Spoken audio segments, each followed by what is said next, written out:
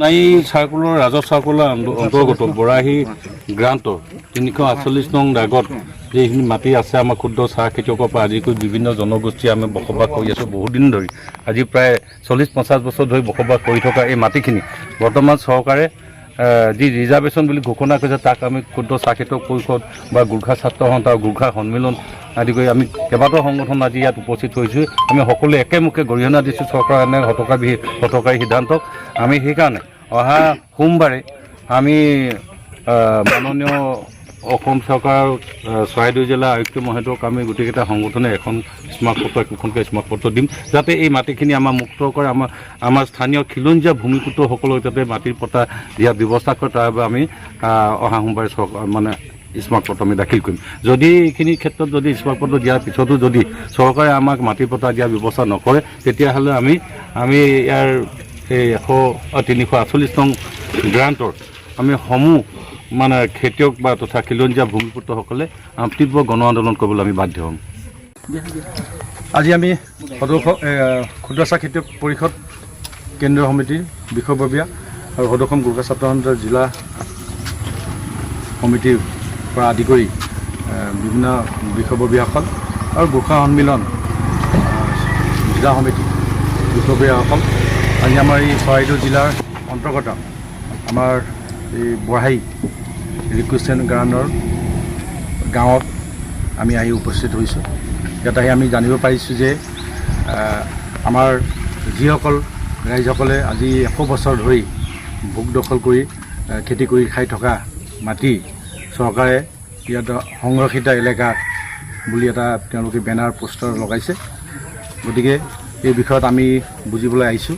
গতিকে আমি ইয়াত আহি জানিব পাৰিছোঁ যে আমাৰ ইয়াত থকা ৰাইজে বা খেতিয়কসকলে নিজৰ ভূমি বা নিজৰ মাটিৰ পট্টাৰ কাৰণে বহুবাৰ নিবেদন কৰি আহিছে, কিন্তু তেখেতসকলে পট্টা পোৱা নাই। কিন্তু সদ্যহতে আমাৰ অসম চৰকাৰে ঘোষণা কৰা যি বসুন্ধৰা আঁচনিৰ যোগেদি তেখেতসকলে লেণ্ড বেংকৰ থ্ৰু দি তেখেতসকলে আবেদন কৰিছে। কিন্তু তেখেতসকলৰ দখলত আছে 5 বিঘা 6 বিঘা, কিন্তু চৰকাৰে 1 বিঘা 2 বিঘা এলটমেণ্ট কৰি বাকী থকা আমাৰ মাটি তেখেতসকলে সংৰক্ষণ কৰি ৰখাৰ ব্যৱস্থা কৰিছে। গতিকে আমি এইটো বিষয়ত আমি আচৰিত হৈছোঁ যে চৰকাৰে কেলৈ এনেধৰণৰ তেখেতে এনেধৰণৰ ব্যৱস্থা লৈছে। গতিকে আজি এই যোগেদি আজি আমাৰ ইয়াৰ পৰা আমি চৰকাৰক আমি আবেদন জনাইছোঁ বা দাবী জনাইছোঁ যে অতি শীঘ্ৰে পুনৰবাৰ এই গাঁৱত তেখেতসকলে সৰজমিন তদন্ত কৰি বিভাগীয় কৰ্তৃপক্ষৰ যোগেদি আমাৰ বাকী থকা মাটিসমূহ ম্যাদী পট্টা কৰিবৰ কাৰণে আমি ইয়াৰ পৰা আমি আবেদন জনাইছোঁ।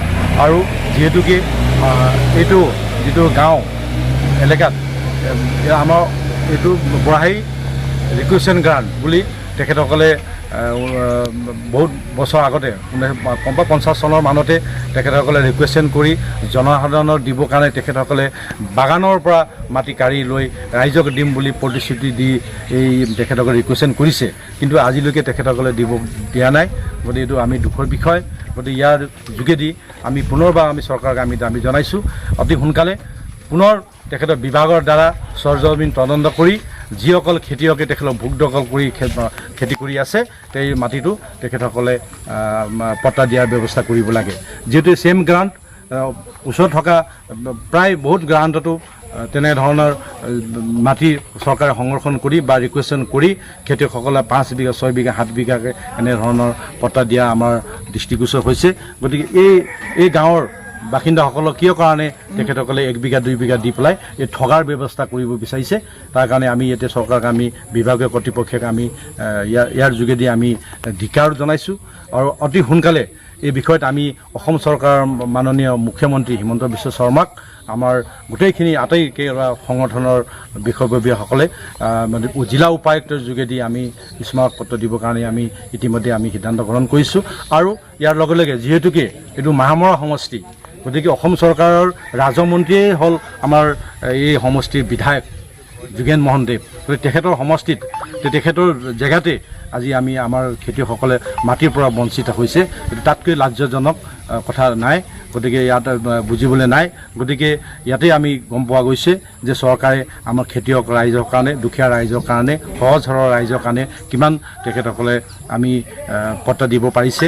তেখেতসকলে সভাই সমিতিয়ে বিভিন্ন অনুষ্ঠান প্ৰতিষ্ঠান কৈ থাকে যে আমি অসমৰ গোটেইখিনি খেতিয়কসকলক, যিসকলে মাটি ভোগ দখল কৰি আছে, তেখেতলোকক আমি মাটিৰ পট্টা দিম বুলি তেখেতসকলে যিটো প্ৰতিশ্ৰুতি দিছে, এই প্ৰতিশ্ৰুতি এইটো দি আমি গম পাইছোঁ এইটো মোৰ মিছা প্ৰতিশ্ৰুতি প্ৰতিপন্ন হৈছে। গতিকে আমি একো নাজানো।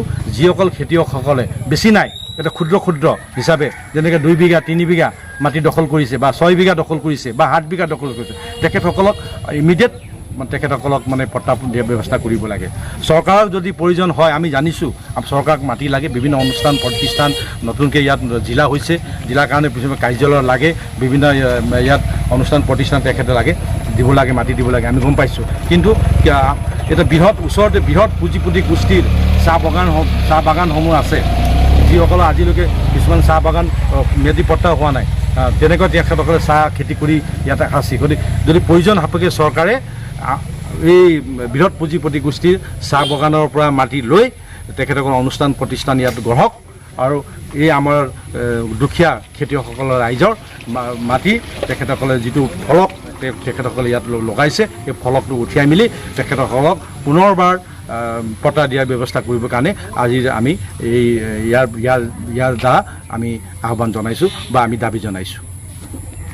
হয়, আজি আমি সদৌ অসম গোৰ্খা ছাত্ৰ সন্থাৰ লগতে গোৰ্খা সন্মিলন আৰু ক্ষুদ্ৰ চাহ খেতিয়ক সন্থাৰ এটা সজাতি দল আজি আমি বৰাহী 348 নং ৰিকুৱেশ্যন গ্ৰাণ্টত আজি আহি আমি বিশেষকৈ আজি জমিন তদন্ত কৰিবলৈ আজি আমি উপস্থিত হ'লোঁ। আৰু বিশেষকৈ আজি কেইদিনমান আগত আমাৰ চৰকাৰৰ যিটো চাৰ্কুল বিভাগৰ বিভাগীয় কৰ্তৃপক্ষসমূহ আহি ইয়াত গাঁৱত যিসকল মানুহে খেতি কৰি জীৱন নিৰ্বাহ কৰি থকা মানুহসকলৰ যিবিলাক মাটি আছিলে, বিশেষকৈ পথাৰ মাটি, সেই মাটিত আহি তেখেতলোকে যি বিভিন্ন চৰকাৰৰ সংৰক্ষিত এলেকা বুলি যি পোষ্টাৰ বেনাৰসমূহ তেখেতলোকে লগোৱা যি কাৰ্য, আজি আমি জমিন তদন্ত কৰি আমি যিহেতু এতিয়া পালোঁ যে আমাৰ সৰ্বসাধাৰণ ৰাইজে কেৱল সেই মাটিত খেতি কৰি আজি যুগ যুগ ধৰি আজি 1952 চনৰ পৰা তেখেতলোকে এই মাটিত খেতি কৰি তেখেতলোকে আৰু সেই মাটিৰ 1952 চনৰ পৰা খাজনা দিয়া ৰচিদসমূহ সেই মানুহৰ হাতে হাতে আজি থকাৰ পাছত সেই মাটিত আহি তেখেতলোকে এনেধৰণে পোষ্টাৰ বেনাৰ আদি লগোৱা কাৰ্যক আমি বিশেষকৈ গোৰ্খা ছাত্ৰ সন্থাই ধিক্কাৰ জনাইছোঁ। আৰু বিশেষকৈ এইসকল মানুহ খেতি বাতি কৰি জীৱন নিৰ্বাহ কৰি থকা মানুহ, সহজ সৰল মানুহ, তেওঁলোকে বিশেষকৈ চৰকাৰৰ কি হৈছে কি নাই হোৱা তেখেতলোকে বিশেষকৈ নাজানে।